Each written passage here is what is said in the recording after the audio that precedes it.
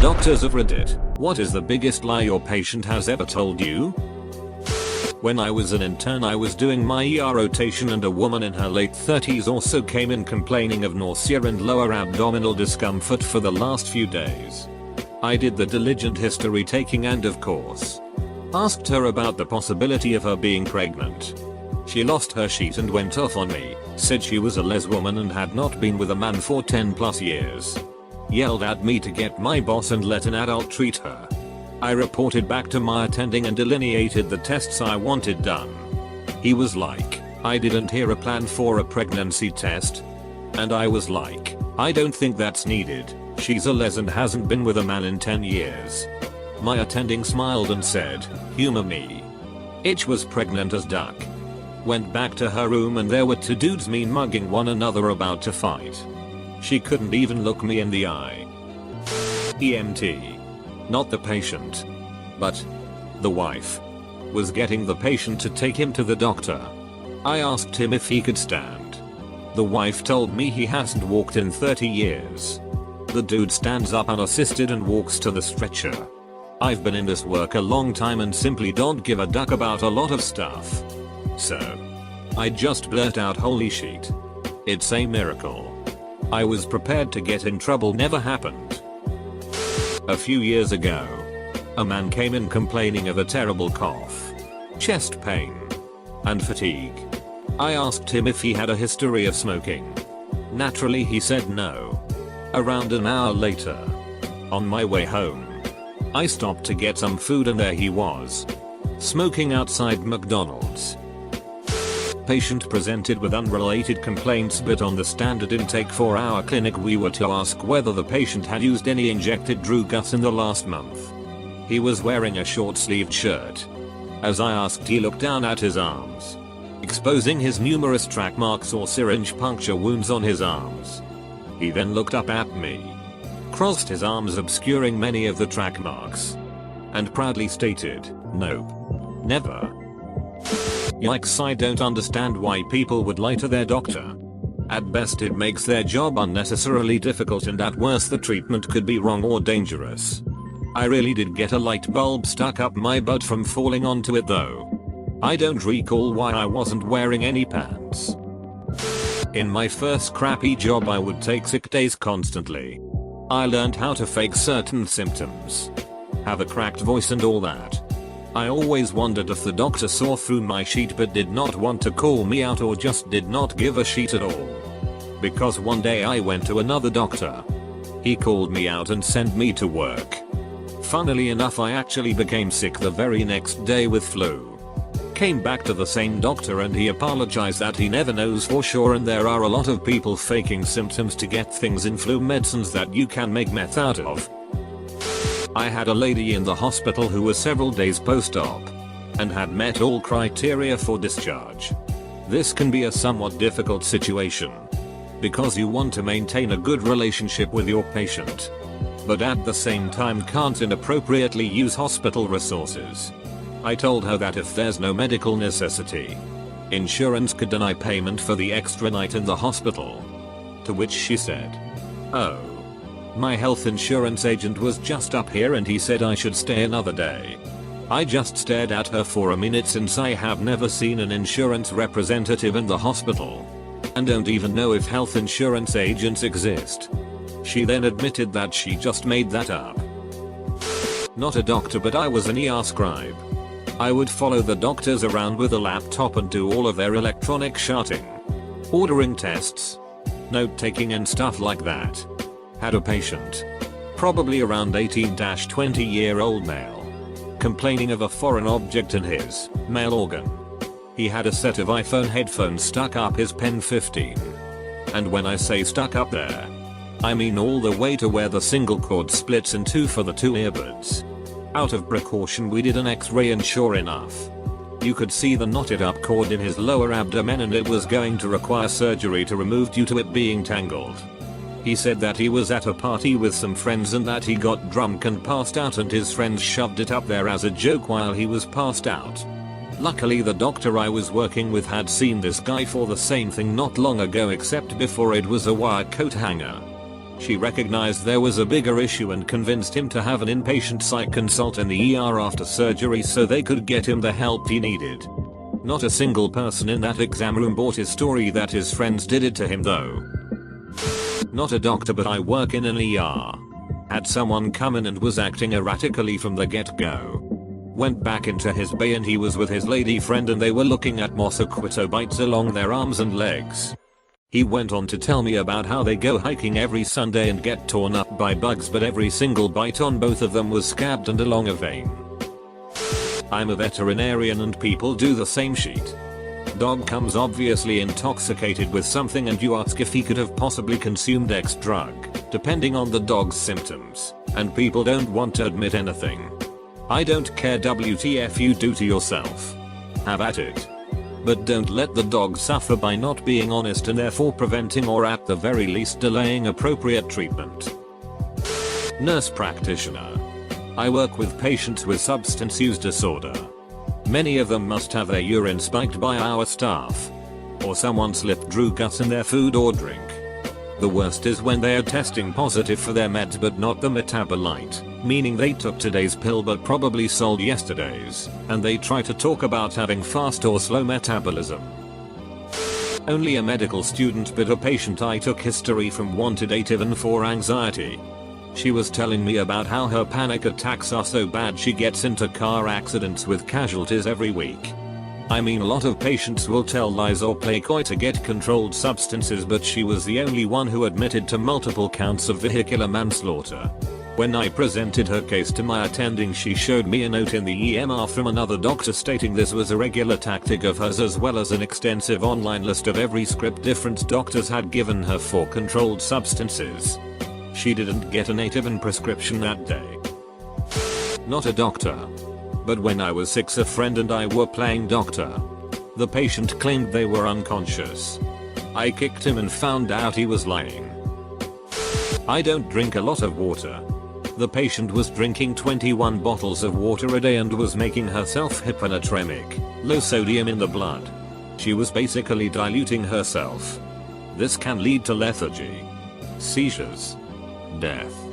The medical diagnosis is called psychogenic polydipsia. Not a doctor. But in college, my roommate, who I wasn't particularly close to, showed up in our room stumbling around drunk. There had been a home football game. So I didn't think anything of it. An hour later she's acting dangerously drunk. But was insistent she didn't have anything to drink. So I decide to take her to the ER. Turns out she's diabetic and didn't think that was an important detail to mention to the doctors at any point in the 3 hours we'd sat there. The doctor only realized it when her blood tests came back. Although she admitted that she's known for years and took daily insulin shots, that she also never told them about. My doctor wrote in his notes, I'm able to view them online, that he thought I was covering up a domestic abuse issue by lying about not knowing what hit me in the head when I came in 4 days after the fact with a massive eye head bruise. Complaining of a chronic migraine. I have hypothyroidism and legit have the worst memory possible. I also am a practical human battle tank and can get hit by a car and think I can just walk it off and then wonder the next day where all the bruises came from. It's been 3 years and to this day he still looks me dead in the eye with concern that my husband beats me. Not a doctor. But a former patient who once told a weird lie that I was dead is called out on. I had braces as a kid. And I had a bad habit of chewing on pen caps, which would occasionally result in one of my brackets coming uncemented from its tooth. So for the upteenth time, this happened. And my orthodontist got ready to read me the riot act. But then I told him that, actually, I had been at a birthday party at a restaurant that had a dance floor in the back, which was true, and that I tripped and fell and hit my mouth on the wooden railing that lined the perimeter of the dance floor in such a way that I didn't hurt myself. I just knocked a bracket loose, which was absolutely a lie. And he was like, so you fell into a wooden rail, and you hit your mouth into it, full force, but you didn't lose a tooth, or bust your lip, or anything else? Is that what actually happened? And then I looked at the floor and shook my head no. Lots of my patients conveniently lose their controlled substances. Have them stolen. Or drop them in the toilet. Or once some guy claimed the pharmacy defrauded him by saying he picked up his pills when he never did. That awful pharmacist must totally be stealing his Xanax. Oh. And once airport security confiscated them. Even though they were in their clearly labeled original pill bottle. I had a patient lie to me that she was abducted and raped after she regretted a foray with someone she met at her mosque. She also said the police who came over to the house neglected her. However, she has a brain injury from suffering meningitis as a toddler. So unfortunately, compulsive lying is part of her chronic condition. So the family and I could not get too pissed off at her. Eventually, she admitted to lying, so we at least avoided filing complaints against the police department and filing criminal charges against her abductor. Mind you, considering her developmental delay, him taking her home to have sex with her was still wildly inappropriate. I was waiting at the dentist's. I arrived way too early, and a teen and his mom comes in. They talk to the dentist and his mom says he has been grinding his teeth. He acts like she attacked him and was like, I do not. I never grind my teeth. Then 10 minutes later the dentist comes back with the kid out to the waiting room and tells the mother there is severe grinding happening and he is at risk of getting severe cavities since all the enamel is gone and he is wearing into the teeth. The look on his face was priceless. He then said they would have to go upstairs to the orthodontist and get a mouth guard for sleeping and that the kid will always have to be vigilant that he isn't grinding for the rest of his life, or something like that. Customary. I'm not a doctor. I did overhear someone in the room across the hall in emergency that had told doctor she was pregnant. Turns out she said that to get in and was soon found out after some blood tests. I got to hear him confront her too. It was awkward. She said maybe I lost the baby? Then kind of shrugged and left. My father is a urologist. The amount of patients that come in with a broken or bruised pen 15 is astonishing. To say the least. Some are honest. They were trying some new sex thing and they miscalculated or got carried away.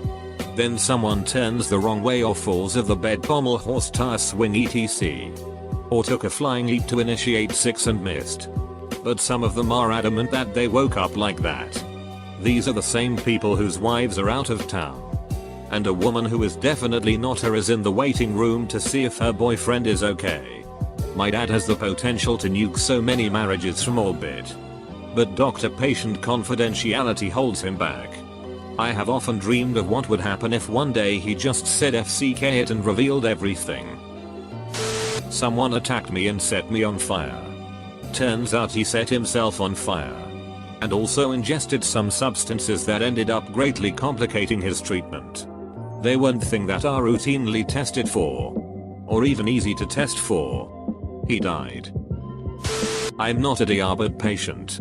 But one time I got a small gash on the inside of my wrist at work at 8 AM in the morning. Had to go to the clinic for 3 stitches and because of where the cut was I had to answer some mental health questions and they asked me if I was depressed and I said nope. Not diabetes nurse. Patient in ER had a very low BP. Turns out she is hemorrhaging from her ruptured cervix. DR asked about her last sexual intercourse and if they used any toys. She lied and said it was only her boyfriend's pen 15. Guerrero.